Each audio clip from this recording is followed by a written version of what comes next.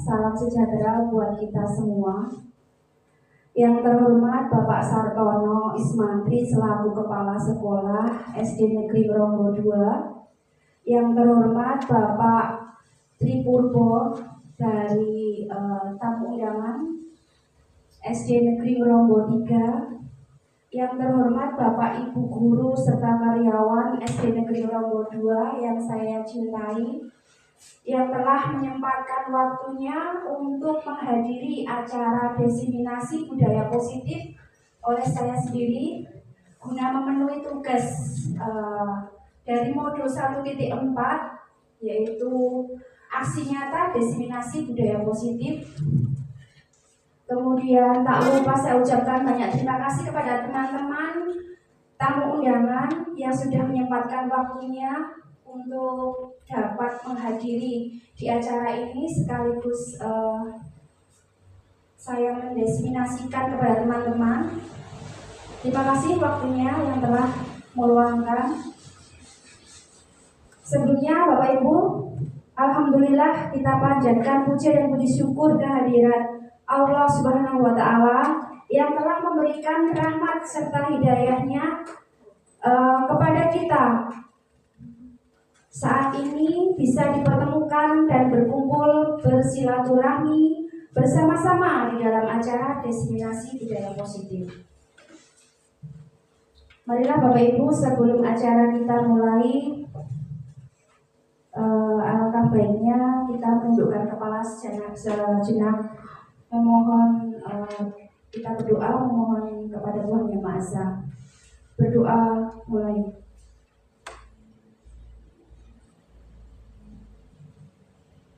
Doa selesai. Terima kasih. Sebelum memulai acara, perkenankan saya sendiri sebagai calon guru penggerak angkatan 11. Nama saya Indah Dwi Hartati dari SD Negeri Ronggo II Tamen, CGP angkatan 11. Di sini saya sekaligus sebagai pembawa acara pada hari ini. Terlebih dahulu saya bacakan susunan acaranya, yaitu 1 pembukaan, kedua menyanyikan lagu Indonesia Raya yang akan dipimpin oleh DJ Ibu Kasmini, kemudian doa nanti bisa dipimpin oleh Bapak Agus, kemudian sambutan dari Bapak Kepala Sekolah, sambutan dari Bapak Kepala Sekolah yang diundang, kemudian inti dan penutup. Marilah kita menginjak acara selanjutnya, yaitu menyanyikan lagu Indonesia Raya. Para hadirin mohon berdiri sejenak. Monggo Ibu Kasmini bisa dipimpin. Indonesia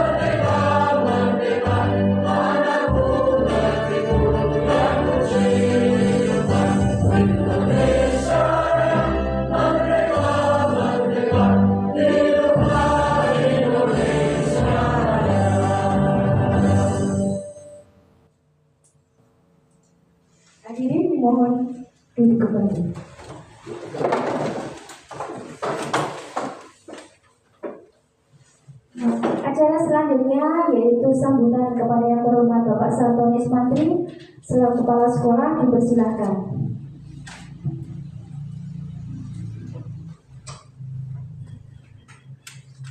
Bismillahirrahmanirrahim. Assalamualaikum warahmatullahi wabarakatuh. Waalaikumsalam warahmatullahi wabarakatuh. Kepada Bapak Kepala Sekolah SD Grogol 3 sebagai tamu undangan untuk menghadiri CGP Ibu Dwi Hartati, dan kepada Bapak Ibu semuanya yang saya hormati, saya banggakan. Pertama-tama, marilah kita selalu memanjatkan puja dan puji syukur alhamdulillah kehadirat Tuhan Yang Maha Esa, karena atas limpahan rahmat dan hidayahnya sehingga pada siang hari ini kita bisa berkumpul di ruangan SD Negeri Rombol 2 dengan keadaan selamat, tidak ada suatu apa-apa. Ya, di sini kami sebagai kepala sekolah SD Negeri Rombol 2 sangat mendukung sekali dengan adanya guru penggerak, terutama kepada beliau Ibu Dwi Hartati, CGP Angkatan 11 Bu. Iya. Yang jelas guru penggerak itu awalnya dari hati nurani sebagai seorang guru, yang artinya kedepannya menjadi seorang guru penggerak yang jelas tergerak, bergerak dan menggerakkan, intinya kepada siswa-siswa kita. Yang jelas dengan adanya guru penggerak, panjenengan akan mendapat suatu wawasan atau inovasi yang baru, semuanya bermuara kepada anak didik kita, terutama kepada Ibu Indah Dwi Hartati sebagai guru di SD Negeri Rombol 2, dan yang kedepannya setelah mengikuti guru penggerak semuanya akan berbeda dengan guru sebelum menjadi guru penggerak. Semuanya menggunakan proses. Menjadi guru penggerak itu saya rasa tidak mudah, melalui beberapa proses atau tahapan, dan alhamdulillah saat ini Ibu Indah Dwi Hartati terpanggil menjadi seorang guru penggerak.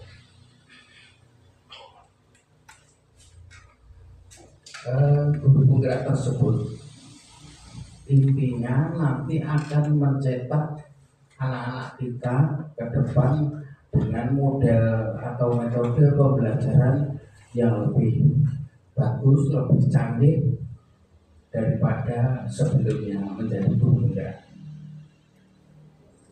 Yang jelas guru penggerak akan berbeda setelah kita melaksanakan kegiatannya, menggunakan metode ajar dan inovasi yang muncul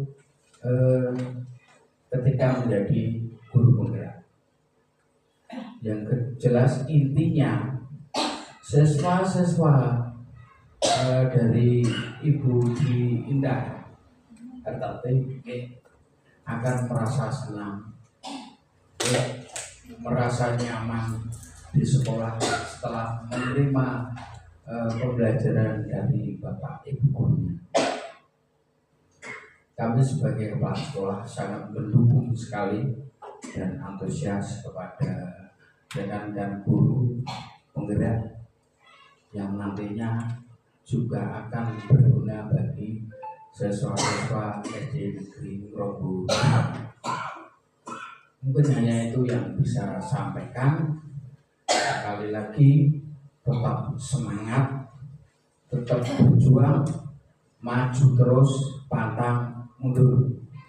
Jadi di antara rekan-rekan guru penggerak, jangan ada dusta di antara kita. Kebersamaan itu yang paling penting. Mungkin hanya itu. Wabillahi taufiq wal hidayah. Assalamualaikum warahmatullahi wabarakatuh. Acara selanjutnya sambutan dari Bapak Abdi Purbo selaku kepala sekolah yang diundang. Dipersilakan. Bismillahirrahmanirrahim. Assalamualaikum warahmatullahi wabarakatuh. Alhamdulillah, alhamdulillahirobbilalamin. Wassalamualaikum warahmatullahi wabarakatuh. Sayyidina wa Muhammadin wa ala alihi pada Bapak Kepala Sekolah SD Rombol 2 yang hormati, pada Bapak Ibu Guru yang hormati, terlebih pada Bu Indah Dwi Hartati selaku calon guru penggerak angkatan 11 yang saya hormati. Pertama-tama mari kita panjatkan puji dan syukur atas kehadiran Tuhan Yang Maha Esa yang telah melimpahkan segala rahmat beserta hidayah kepada kita sekalian, sehingga pada hari ini kita dapat berkumpul bersama di aula SD di Rombol 2 dalam rangka diseminasi budaya positif, yaitu CGP dari Ibu Indah Dwi Hartati, CGP angkatan 11. Selawat dan salam kita kita Nabi Muhammad Sallallahu Alaihi Wasallam yang senantiasa kita betul-betul dapatnya di masyarakat. Di dalam hal ini saya tidak sedikit berbeda dengan Bapak SD di nomor 2. Ya, harapan saya ke depan pada Indah Dwi Hartati selaku calon guru penggerak yang mau tidak mau dengan kedepannya dituntut untuk berbuat lebih, jadi dalam arti lebih maju. Memang pendidikan di Indonesia sekarang ini dituntut untuk pendidikan yang lebih maju daripada pendidikan sebelumnya. Dengan sekarang ini dituntut dengan adanya berbagai macam kurikulum yang sekarang ini, apalagi kurikulum Merdeka Belajar. Dalam hal ini dengan adanya calon guru penggerak, saya harapkan mudah-mudahan Ibu Indah Dwi Hartati ke depannya mampu lebih berbuat di dalam hal pendidikan, khususnya di dalam mengerti di dalam dunia pendidikan kepada anak-anak didik kita. Itu yang pertama. Yang kedua, ke depannya yang memang seorang calon guru penggerak itu nanti ke depannya harus mampu juga berbuat lebih daripada Bapak Ibu guru yang sebelumnya ini. Jadi harapan saya mudah-mudahan panjenengan nanti akan mampu lebih itu berbuat banyak di dalam dunia pendidikan. Saya kira hanya itu saja, tidak saya tidak melebarkan karena sesuatunya sudah diserahkan oleh Bapak Staf Menteri sekaligus Kepala SD Rombol 2. Dan itu saja yang saya katakan. Akhir kalam, wabillahi taufiq wal hidayah. Assalamualaikum warahmatullahi wabarakatuh.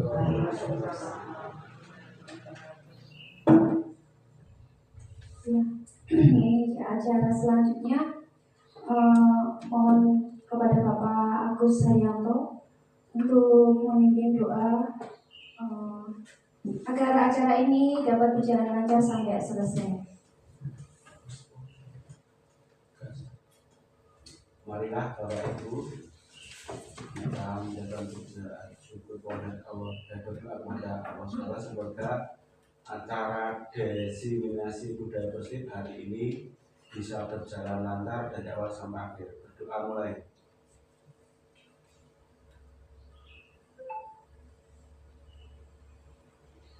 Doa selesai. Terima kasih Bapak Agus. Menginjak acara selanjutnya, saya berterima kasih kepada Bapak Ibu dan teman-teman semuanya yang telah menyempatkan waktunya dalam acara diseminasi ini, yang mana sampai saja nih Bapak Ibu dalam waktu sudah mau pulang, tapi saya minta untuk menghadiri acara ini, jadi terkendala pulangnya agak nanti. Oke, terima kasih saya ucapkan. Saya berharap nanti selama mengikuti kegiatan diseminasi ini, Bapak Ibu, apa yang saya paparkan, saya diseminasikan, mendapatkan wawasan. Selain wawasan juga bisa mendapatkan pengalaman baru buat Bapak Ibu nantinya bisa diterapkan di sekolah masing-masing. Oke. Ya, kita menginjak inti Bapak Ibu. Sebelum mulai, saya ada pertanyaan. Bisa diperhatikan. Di sini santai saja ya Bapak Ibu. Apakah Bapak Ibu setuju bila pemberian hukuman dapat mendisiplinkan siswa? Setuju Bapak Ibu? Setuju. Oke. Pemberian hadiah meningkatkan prestasi siswa. Guru harus mampu memberikan solusi untuk setiap siswa yang bermasalah. Setuju. Guru berperan sebagai teman bagi siswa. Setuju semua ya Bapak Ibu? Tapi sebelum apakah itu pertanyaan setuju atau tidaknya dari Bapak Ibu mengandung pembenaran, nanti akan terjawab di slide-slide berikutnya. Terima kasih. Selanjutnya kita belajar tentang positive mindset, berpikir positif. Nah, intinya tadi dari budaya positif ya Bapak Ibu. Budaya positif itu adalah perwujudan dari nilai-nilai atau keyakinan universal yang diterapkan di sekolah. Nah, saat ini di SD Negeri Kalombo 2 sudah menerapkan budaya positif Bapak Ibu. Yang sudah berjalan yaitu budaya positif 5S ya, yang dilaksanakan budaya positif pembiasaan 5S, senyum, salam, sapa, sopan, dan santun. Itu sudah berjalan dan berlangsung rutinitas ya Bapak Ibu. Kemudian pembiasaan sholat duha, kemudian sholat berjamaah yang dipimpin oleh Bapak guru agama kita yaitu Bapak Suroto. Kemudian pembiasaan menjaga kebersihan lingkungan, ada Jumat Sehat. Setiap hari Jumat ada diadakan olahraga bersama, senam bersama, seperti itu. Kemudian ada Sabtu bersih dan lain-lain. Nah, yang terkait dari tugas saya ini adalah budaya positif tentang membudayakan yaitu keyakinan kelas. Oke, lanjut ya. Ya, budaya positif tadi ada konsep-konsep intinya Bapak Ibu, yaitu untuk menciptakan budaya positif ada 1. Disiplin positif, 2. Motivasi perilaku manusia, 3. Keyakinan kelas. Nah, yang saya akan diseminasikan yaitu yang ketiga. Kemudian yang keempat, kebutuhan dasar manusia. Yang kelima, posisi kontrol seorang guru. Dan yang keenam adalah segitiga restitusi. Dari keenam konsep-konsep inti ini, menurut Bapak Ibu yang paling ideal yang mana? Ungkapkan saja, pilih saja, nggak harus menekankan dari keenam itu. Mungkin dari Bapak Ibu ada yang berpendapat lain. Mungkin dari Bu Dwi apa? Bu Pri? Mungkin? Keyakinan kelas atau sekolah. Ya boleh, itu nanti yang saya akan. Yang lain mungkin?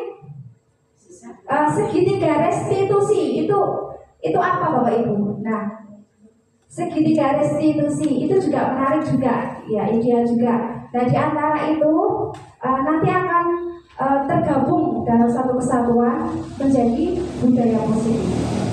Oke, lanjut. Nah, sekarang saya akan meminta Bapak Ibu untuk praktek sebentar. Dari teman-teman yang ada di sini coba berdua. Yang satu coba Bapak Ibu kepalkan tangan seolah-olah membayangkan bahwa di tangan itu ada sesuatu yang berharga. Di sini, nah ada bersamaan ya Bapak kepala dengan Pak Tri mungkin. Yang satu coba, kemudian Mbak Anis ya. Yang salah satu aja, nanti yang satunya mencoba merebut. Bayangkan di dalam tangan ini ada sesuatu yang berharga Bapak Ibu, misalkan emas atau apa yang kemungkinan nggak akan Bapak Ibu lepas. Seperti itu. Yang satunya dengan bujuan, misalkan menggoda, menggelitik, gitu. Coba Bu, Bapak Ibu coba praktekkan. Salah satu membayangkan ada sesuatu. Nah, jangan sampai dilepas. Jangan jangan sampai dilepas dan Masalahnya. nah, bayangkan sesuatu aja di dalam tangan itu. Jadi viralnya. Pasrah apa ya? Akankah Bapak Ibu dalam gambar itu bisa Ibu buka atau tidak akan membukanya? Kemungkinan apakah akan terjadi seperti itu? Mungkin ya, mungkin tidak ya. Iya, karena kalau emas nggak mungkin loh Bu, kalau direbut emas mau tak berikan kepada Anda, ngaten kan ya nggak mungkin lah. Itu bisa terbuka dengan sendirinya, yaitu apa Bapak Ibu, dari kontrol diri kita sendiri. Jadi saya akan membuka terbesit kontrol diri itu akan sendirinya dengan memberikan saya akan buka gitu seperti itu. Jadi nanti kita akan belajar tentang kontrol diri. Kontrol diri itu termasuk juga dalam budaya positif gitu. Jadi kemungkinan kalau dengan dikritik, diitik-itik terus kemudian menggoda, diiming-imingi, dampo buka kayak gitu kan kadang nggak mau gitu Bapak Ibu ya. Nah, pengen tahu seperti itu. Ya, seperti itu. Jadi ada keinginan dari dalam diri yaitu kontrol diri itu sendiri. Perumpamaan saja Bapak Ibu. Nah, lanjut. Nah, pergeseran paradigma teori kontrol. Dari William Glasser, ilusi guru mengontrol murid. Apakah selama ini beranggapan guru itu mengontrol murid Bapak Ibu? Sebenarnya murid itu sendiri yang mengontrol dirinya. Seperti itu. Ilusi bahwa semua penguatan positif efektif dan bermanfaat. Apakah penguatan positif itu selalunya efektif dan bermanfaat Bapak Ibu? Iya. Ya, pastinya. Ya.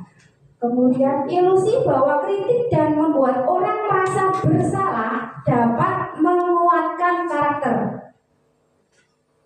Benar nggak Bapak Ibu? Seharusnya. Itu orang merasa bersalah Bapak Ibu. Orang merasa bersalah. Apakah menguatkan karakter? Tidak. Bisa tidak. Kemudian ilusi bahwa orang dewasa memiliki hak untuk memaksa. Jelas memaksa. Kalau anak berarti itu mengintimidasi Bapak Ibu, gitu. Kalau anak-anak kecil, Martin J. Jadi ya ada benarnya juga ilusi yang diterapkan oleh Dr. William Glasser. Ya lanjut. Nah di sini ada beberapa. Bagaimana seseorang bisa merubah dari paradigma stimulus respon kepada pendekatan teori kontrol. Di sini ada stimulus respon, kemudian teori kontrol. Untuk realitas kebutuhan kita sama. Kalau di stimulus dari reaksi stimulus responnya, kemudian teori kontrolnya, realitas kebutuhan kita berbeda. Semua orang melihat hal yang sama. Kalau teori kontrolnya, setiap orang memiliki gambaran yang berbeda. Kita mencoba mengubah orang berpandangan sama terhadap kita. Itu berarti kita mengontrol orang, Bapak Ibu. Tetapi di teori kontrol kita berusaha memahami pandangan orang lain itu belum tentu sama. Perilaku buruk dilihat sebagai suatu kesalahan. Tapi di teori kontrol nanti semua perilaku memiliki tujuan. Orang lain bisa mengontrol saya, tetapi di teori kontrol hanya Anda yang bisa mengontrol diri Anda. Jadi bisa ditekan. Misalkan kita mau marah, dari dalam diri kita kontrol supaya jangan sampai marah seperti itu. Pemaksaan ada pada rujukan gagal. Kalau di teori kontrol, kolaborasi dan konsensus menciptakan pilihan-pilihan baru.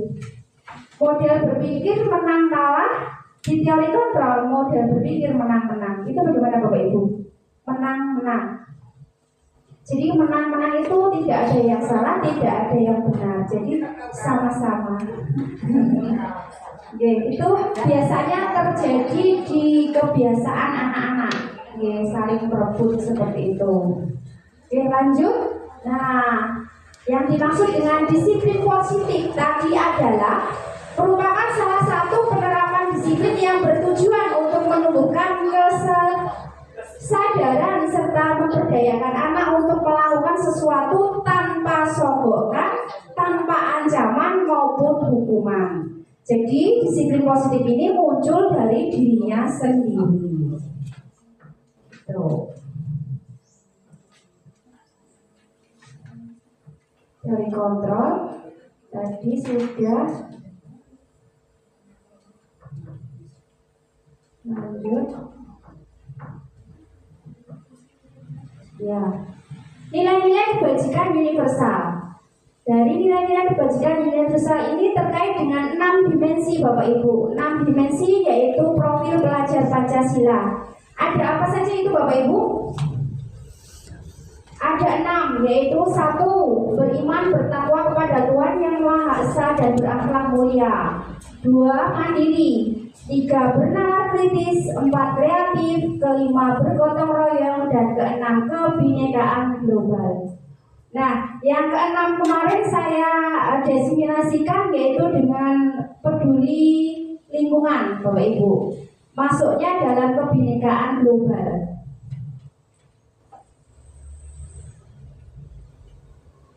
Nah, sekarang lanjut ke motivasi perilaku manusia. Biasanya manusia berperilaku itu karena terdorong motivasi Bapak Ibu. Dari ketiga di atas itu mana yang paling ideal? Nomor 1, 2, atau 3 Bapak Ibu? Menghindari ketidaknyamanan atau hukuman, mendapat imbalan atau penghargaan, menghargai diri dan menjadi orang yang mereka inginkan. Yang ketiga nih Bapak Ibu. Tapi selalunya kalau anak-anak terdorong masih dengan yang pertama dan kedua. Pertama, ketidaknyamanan atau hukuman seringnya terjadi jika anak itu berbuat kesalahan. Nah, takutnya para guru memberikan hukuman. Sebenarnya kita tidak boleh ya Bapak Ibu untuk memberikan hukuman kepada anak. Nah, hukuman yang diberikan adalah dengan memberikan penghargaan kalau dari desiminasi ini. Kemudian mendapatkan imbalan atau penghargaan. Misalkan anak mendapatkan juara 1, nah dari guru memberikan penghargaan sebuah hadiah, misalkan seperti itu. Nah itu juga ya betul Bapak. Kalau misalkan penghargaan terus diberikan kepada anak, jadi tidak efektif juga Bapak Ibu. Ya, lanjut. Di sini ada hukuman, konsekuensi, restitusi. Nah, di antara ketiga itu yang paling menarik apa Bapak Ibu? Hukumankah, konsekuensi, atau restitusi?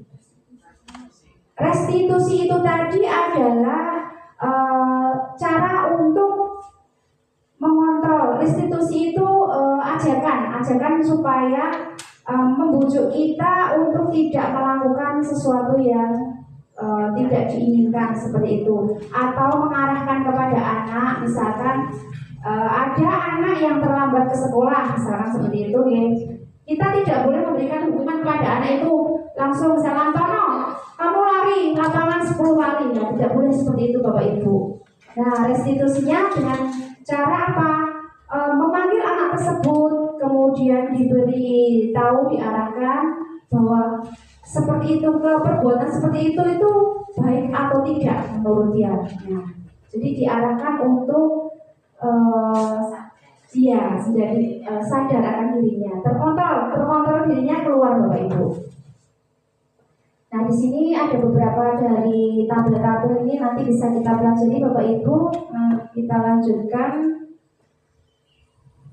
Nah, berdasarkan bagan di atas, berikut ada penjelasannya. Nah, tentang hukuman. Hukuman tadi adalah hukuman itu tidak terencana, bersifat satu arah, bisa berupa hukuman fisik, psikis, atau kata kasar. Itu hukuman, identiknya itu. Kemudian konsekuensi, bersifat terencana, sudah disepakati. Bentuk-bentuk konsekuensi dibuat oleh pihak guru atau sekolah. Konsekuensinya Misalkan ada yang membuang sampah, nah konsekuensinya maka sampah itu tolong buanglah ke tempatnya seperti itu, diambil. Kemudian restitusi.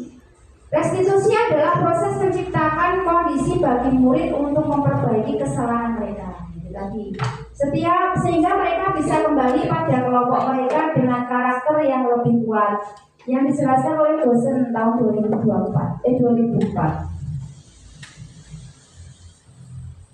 Nah, sekarang konsekuensi atau hukuman.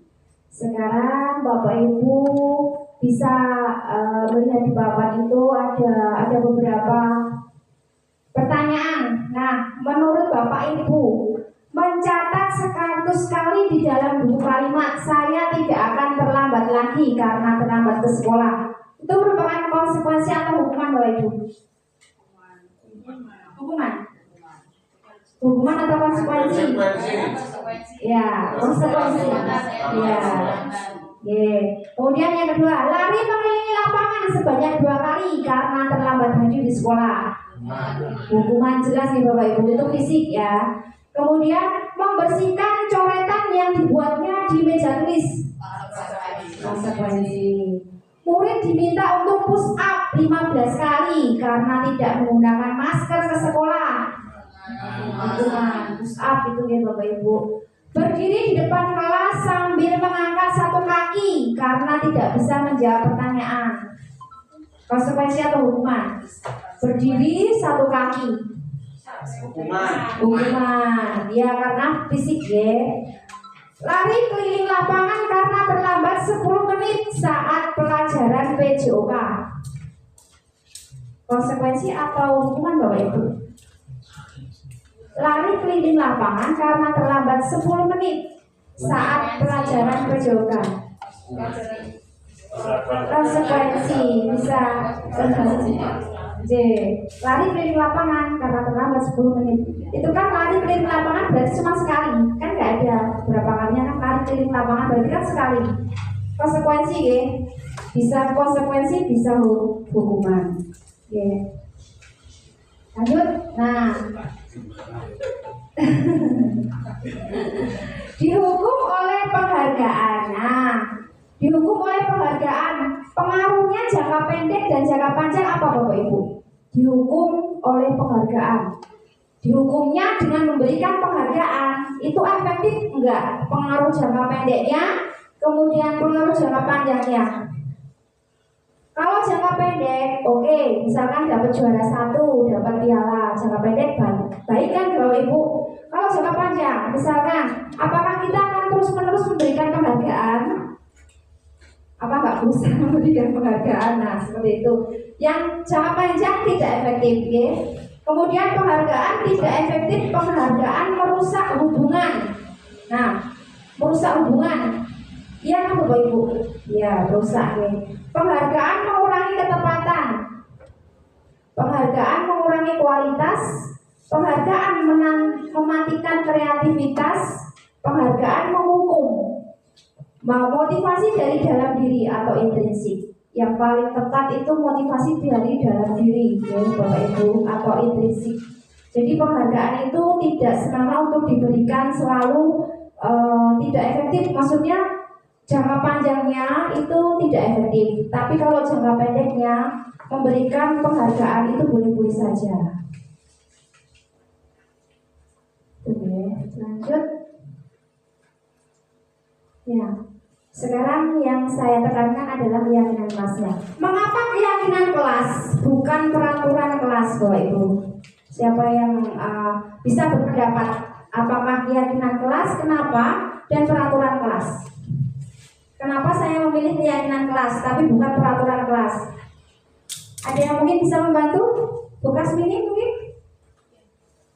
Karena Terima kasih kepada Bu Indah waktu diberikan kepada saya.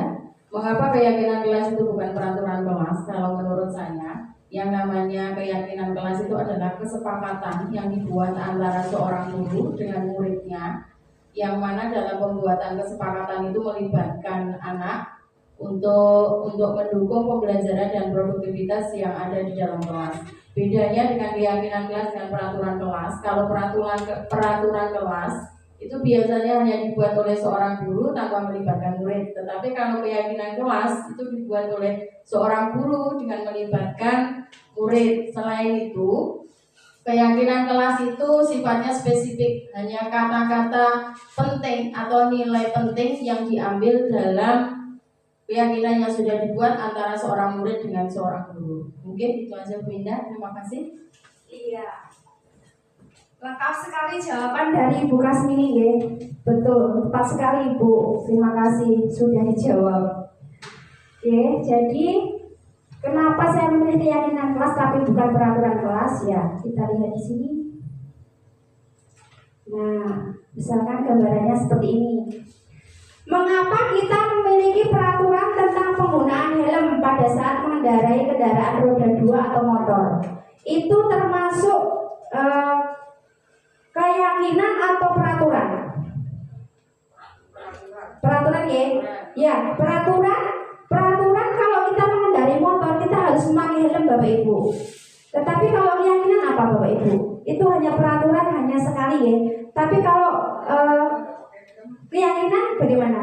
Dari muncul dari dalam diri. Keyakinannya seperti ini Bapak Ibu. Kita memakai helm untuk keselamatan. Nah, merasa aman, terlindungi kepala kita. Nah, seperti itu. Jadi efektif yang mana? Peraturan atau keyakinan? Keyakinan yang akan lebih jangka panjangnya ya Bapak Ibu, yaitu untuk aman, merasa amannya. Kemudian kedua, mengapa kita memiliki peraturan tentang menggunakan masker dan mencuci tangan setiap saat? Keyakinan atau peraturan? Kalau peraturan memang, kalau peraturan karena menghindari misalkan masa pandemi, kita diharuskan memang memakai masker. Oke, kalau keyakinan Bapak Ibu?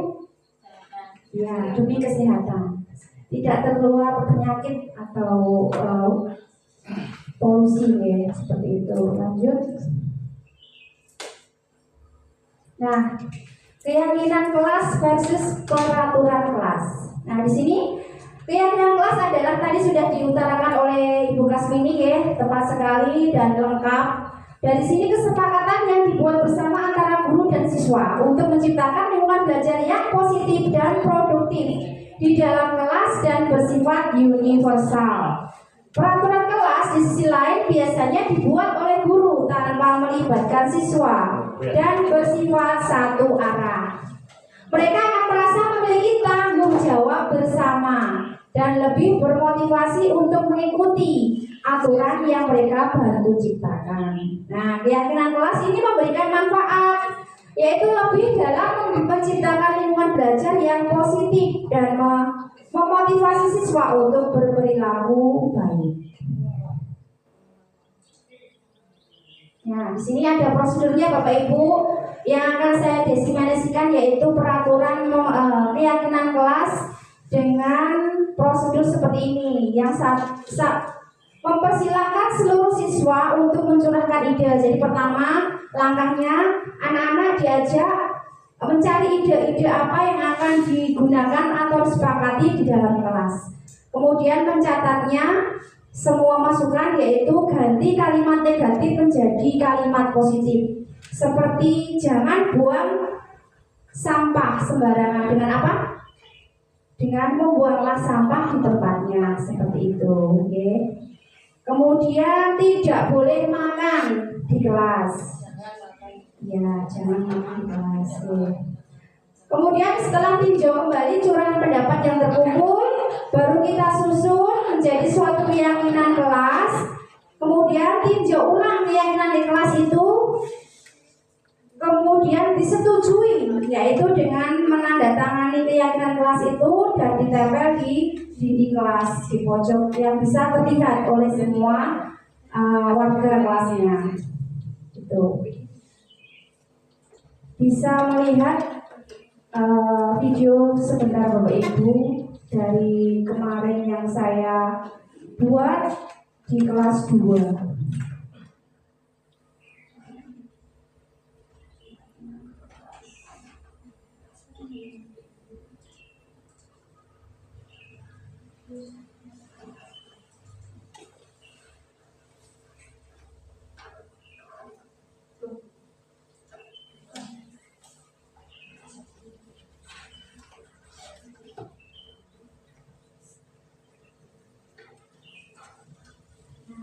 kemarin sudah saya praktekkan di Bapak Ibu di dalam kelas anak-anak membuat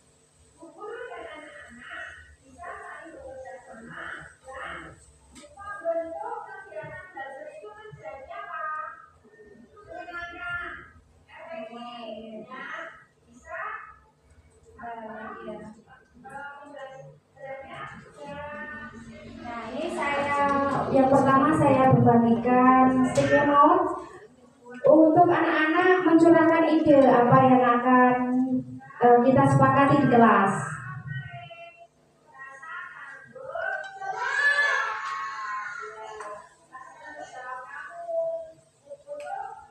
Ya.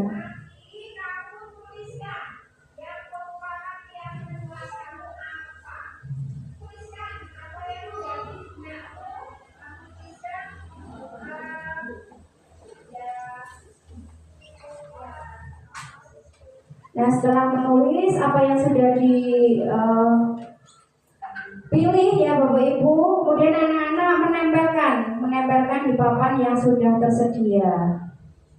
Kemudian kita pilih mana-mana yang menjadi kesepakatan di dalam kelas.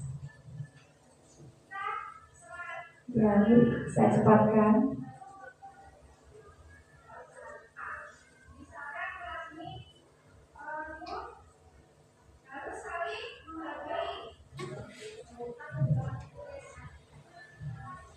Tulisnya lebih banyak.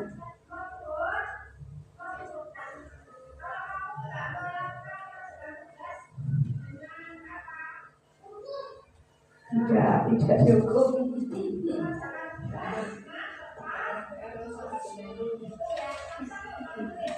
Nah, dalam membuat kesepakatan kelas ini kita tidak boleh terlalu banyak Bapak Ibu. Apa yang disepakati misalkan antara 3 sampai 6 atau 7 boleh ya.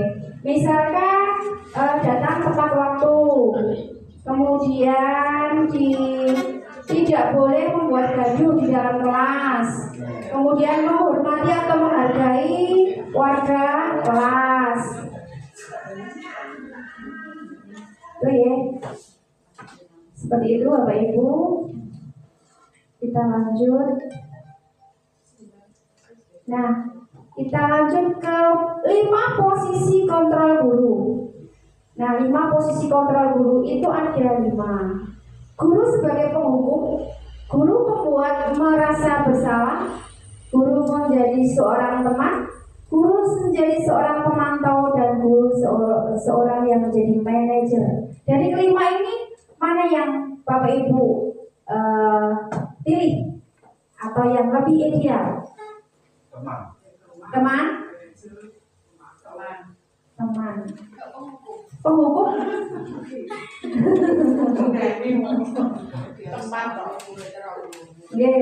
Penghukum jelas tidak membuat merasa bersalah. Wah, kudunya gak ini kok ini lah seperti itu. Teman? Teman. Pemantau? Hanya mengawasi saja? Tidak. Manajer? Dari kelima itu yang lebih ideal adalah manajer ya Bapak Ibu. Ya, manajer. Tidak banget di tengah. Contoh Berikut contoh video posisi kontrol Bapak Ibu, bisa menyaksikan sebentar.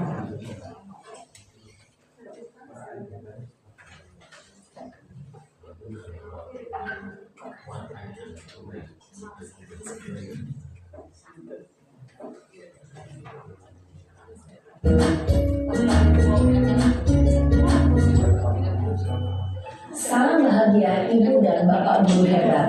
Dalam penerapan disiplin positif restitusi, salah satu program yang dikembangkan adalah 5 posisi kontrol.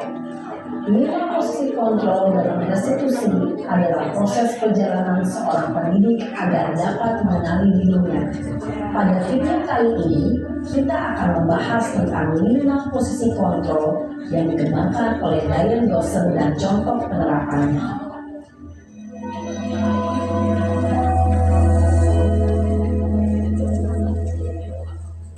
5 posisi kontrol itu adalah 1. Posisi penghukum, 2. Posisi pembuat merasa bersalah, 3. Posisi teman, 4. Posisi pemantau atau monitor, dan 5. Posisi manajer. Untuk lebih memahami kelima posisi tersebut, mari kita saksikan kasus Naren yang terlambat hadir 20 menit di sekolah dan melihat bagaimana kelima posisi kontrol dalam menghadapi masalah tersebut. Nah, ini posisi penghukum. Ada seorang siswa bernama Naren.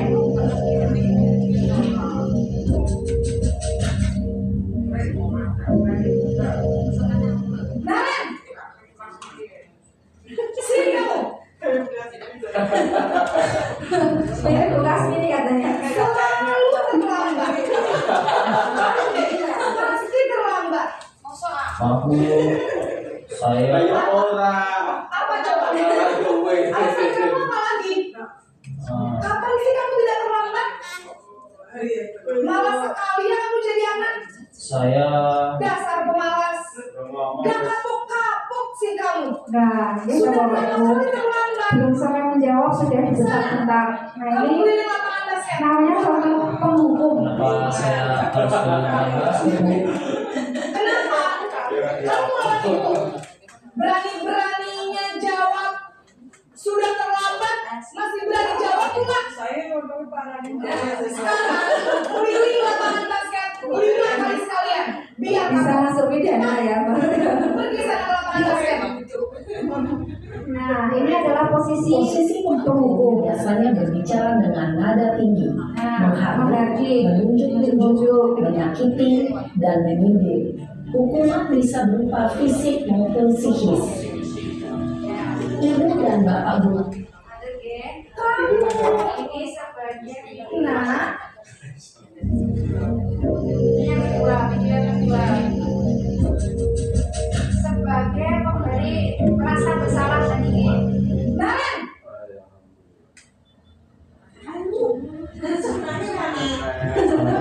Naren, Ini contoh yang memberi kamu rasa kenapa terlalu salah. lagi, nak?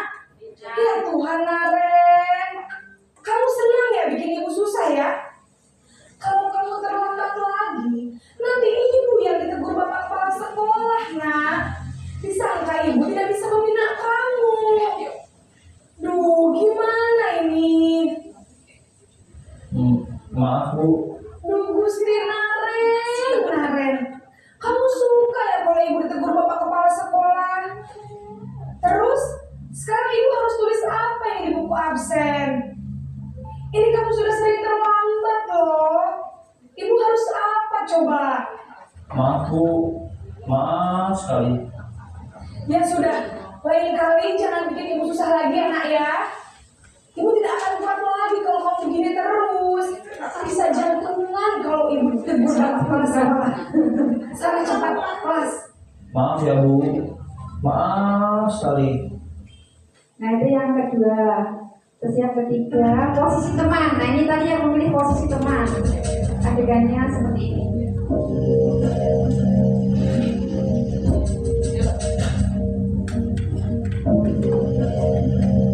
Naren!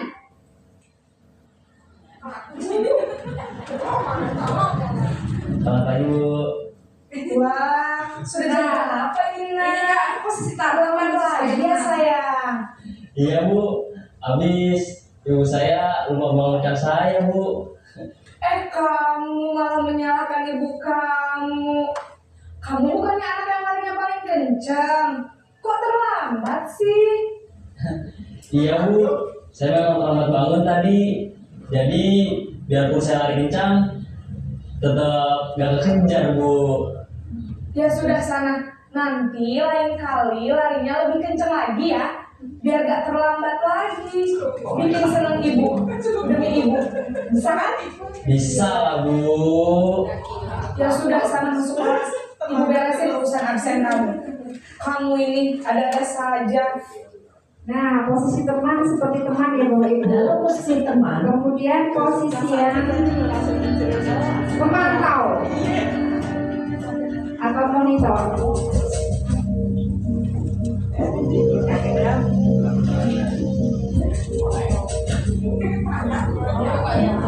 Tahu, Pak? Nah, ini pemantau atau monitor. Saat pemantau. Nah, Ren, apa peraturan sekolah kita tentang jam berapa kita harus masuk sekolah, nak? Kita harus di sekolah jam 7 Bu. Iya, betul. Sekarang sudah jam 7.20. Naren sudah tahu konsekuensinya jika terlambat hadir. Paham Bu, saya harus tinggal kelas pas jam istirahat selama 20 menit. Nah, Iya, benar. anak sudah tahu. Konsekuensinya demikian. Jadi nanti jam 9.30 pas istirahat, kamu harus tinggal di kelas, kerjakan tugas tambahan untuk ketertinggalan kamu, ya? Baik Bu. Jadi anak sudah tahu konsekuensinya jika terlambat ya Bapak Ibu. posisi pemantau Nah, sekarang menganggap posisi yang paling akhir, Sekarang bagaimana? posisi yang manajer.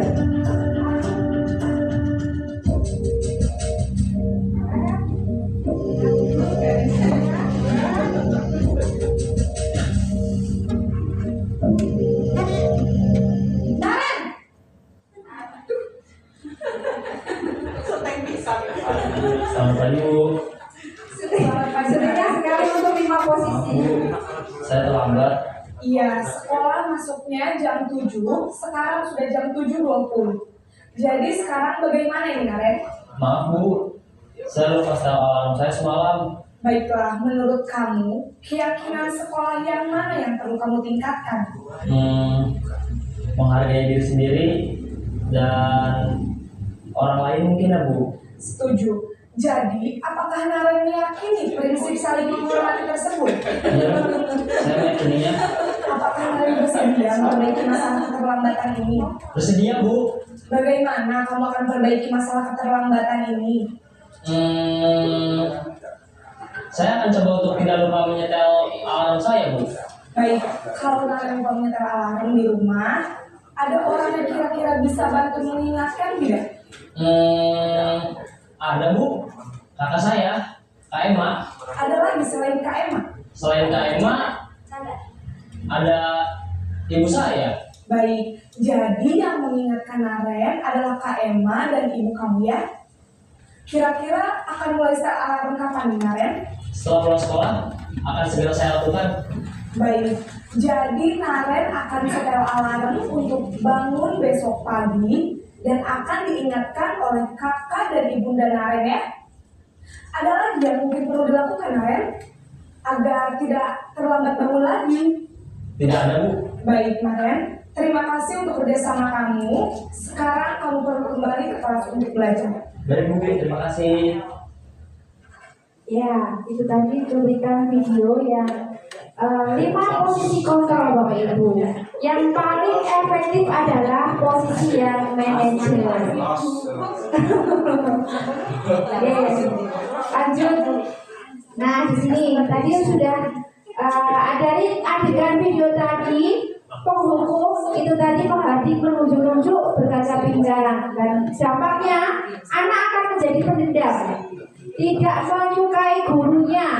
Oke, kemudian kalau pembuat merasa bersalah, suaranya lembut menyalahkan siswa, guru menyatakan kesalahan pada siswa dan gurunya menderita. Dampaknya apa? Membuat siswa merasa bersalah, kemudian rendah diri dan menarik diri. Oke. Kemudian kalau posisi teman, gurunya itu bersikap ramah, cenderung bersendau-gurau untuk menghangatkan suasana. Dampak kepada murid, murid bergantung pada satu orang dan membuat siswa tidak mandiri. Posisi pemantau, nada bicara dan ekspresi berhasil. Pemantau tetap memantau saat siswa diberi sanksi. Dampaknya kepada murid, menghitung hadiah atau hukuman yang diberi tanpa melihat nilai kebajikan, tidak sepenuhnya mandiri. Kemudian kalau posisi manajer, yang paling efektif adalah posisi manajer ya Bapak Ibu. Suara netral, tercipta identitas positif, berhasil mengajukan pertanyaan dan bermakna membantu siswa memecahkan masalah. Nah, dampaknya murid menjadi pede, mandiri, dan dapat memecahkan masalahnya sendiri. Seperti itu Bapak Ibu. Lanjut. Nah, kebutuhan dasar manusia itu ada 5: bertahan hidup, kasih sayang, dan rasa diterima, penguasaan, kebebasan, dan kesenangan. Oke, anak juga dari kelima itu bisa diterapkan kepada anak, bahwa anak juga harus mendapatkan kasih sayang, baik itu di rumah, di sekolahan juga seperti itu. Nah, ini di sini ada kalimat Bapak Ibu. Termasukkah di dalam penguasaan, kesenangan, kebebasan, atau bertahan hidup ya? Coba dilihat. Ada 4 soal di sini. Aku senang main kejar-kejaran dengan guru, seru. Itu termasuk apa Bapak Ibu? Aku senang main kejar-kejaran dengan ibu guru, seru. Itu termasuk apa? Kesenangan, penguasaan, kebebasan. Aku senang, berarti kesenangan ya. Yang kedua, ibu kejar aku karena ibu guru sayang aku. Maksudnya masuk di mana tadi? Kasih sayang. Yang ketiga, aku hebat kan bisa bikin ibu guru kejar aku. Aku hebat kan, penguasaan. Yang keempat, aku bosan belajar mewarnai terus di dalam kelas. Anak merasa apa? Ingin bebas, kebebasan. Lanjut. Dunia berkualitas. Nah, siapakah orang-orang yang paling penting dalam hidup Anda? Ini kembali ke masing-masing ya Bapak Ibu. Nilai-nilai kebajikan apa yang terpenting dalam hidup Anda? Kalau Anda menjadi orang yang ideal, karakter atau sifat apa yang Anda paling inginkan pada diri Anda? Apa pencapaian Anda yang Anda sangat banggakan? Apa pekerjaan ideal bagi Anda? Ceritakan bagian perjalanan hidup Anda di mana Anda merasa itulah titik puncak hidup Anda. Apa yang paling bermakna dalam hidup Anda? Minta tolong salah satu mungkin mengutarakan apa yang paling bermakna dalam hidup Anda. Misalkan mungkin Budia atau Putri bisa berpendapat apa yang paling bermakna dalam hidup Anda. Bebas saja, mungkin yang paling berkesan mungkin seperti itu. Atau Bapaknya mungkin paling berkesan ide yang pernah dialami Bapak. Kesan aja. Bebas aja. Ini di luar dunia berkualitas, maksudnya di luar. Ini di sekolah atau di luar? Kalau di sekolah monggo boleh. Oh. Yang paling bermakna mungkin yang Bapak alami selama ini. Yang paling berkesan untuk saya yaitu ketika anak itu diajar atau dikasih pelajaran. Itu biasanya tadinya itu senangnya main-main. Nah, setelah saya kasih tahu, misalnya itu kalau kebiasaan seperti itu kurang baik, itu akhirnya anak-anak itu bisa menurut. Itu yang paling berkesan pada saya. Terima kasih. Oke, terima kasih Bapak Suyatno. Iya, setiap orang mempunyai hal-hal yang asik, hal-hal yang menarik, hal-hal yang bermakna ya dalam hidup. Ya, lanjut. Nah, tipe saatnya dalam segitiga restitusi yang tadi yang paling menarik ideal dari ide-ide konsep budaya positif tadi Bapak Ibu. Segitiga restitusi. Di sini akan saya tampilkan yaitu video dari pembelajaran saya di kelas 2. Bentar.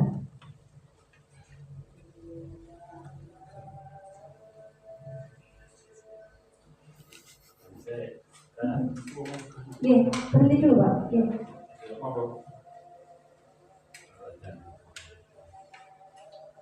Sambil diminum atau dimakan.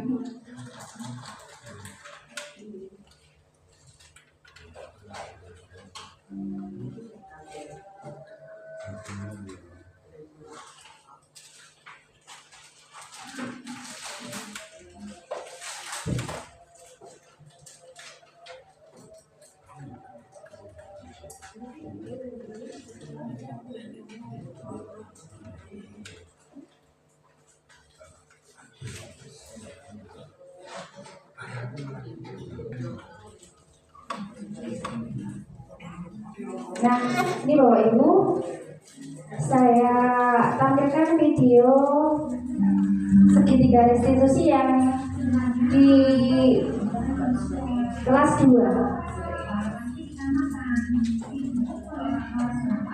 Ini Mbak Kamala ya. Aktornya Mbak Kamala makan di dalam kelas.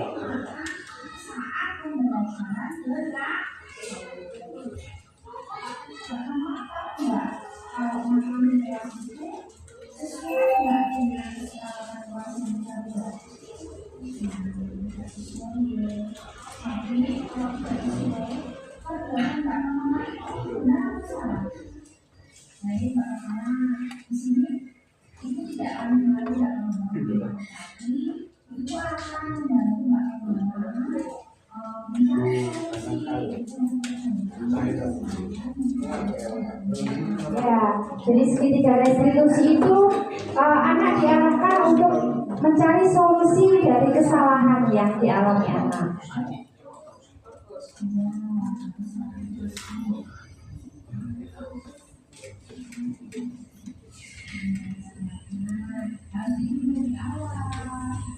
Ini kasusnya tidak bisa sarapan dan akhirnya makan saat pembelajaran di kelas.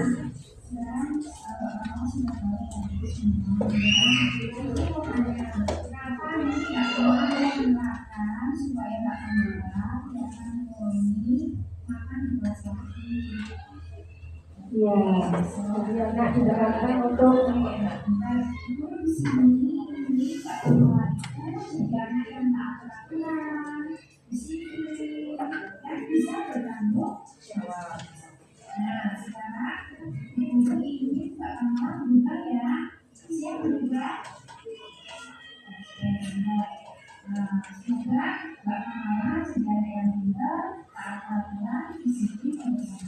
Saya, jadi seperti itu ya. Ya, seperti itu ya kasusnya. Ya. Lanjut. Nah, habis ya. Seperti itu Bapak Ibu.